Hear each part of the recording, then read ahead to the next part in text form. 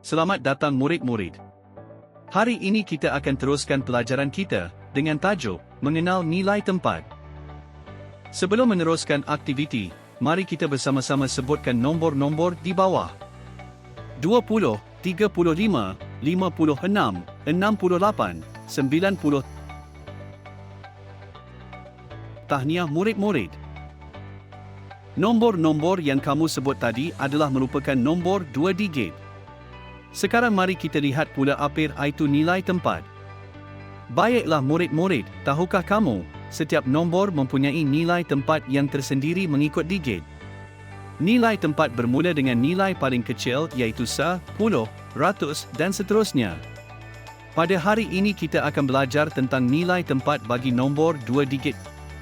Contoh nombor 2 digit adalah 34. Nilai tempat bagi nombor 2 digit adalah melibatkan nilai tempat sa dan puluh. Mari kita lihat contoh. Contoh pertama, nombor 2 digit, 34. Nombor 34 melibatkan nilai tempat sa dan puluh. Nilai tempat bagi nombor 4 ialah sa manakala nilai tempat bagi nombor 3 ialah puluh.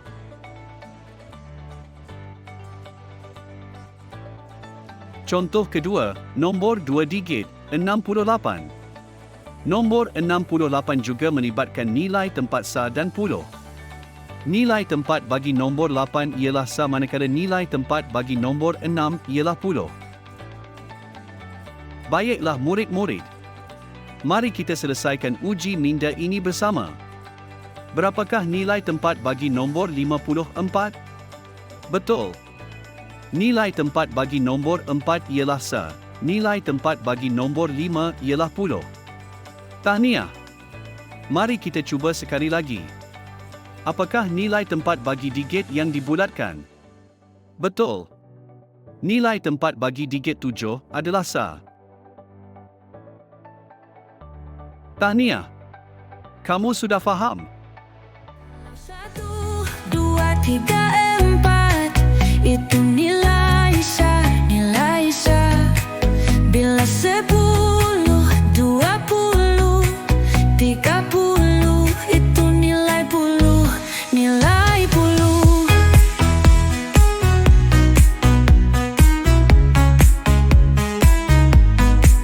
10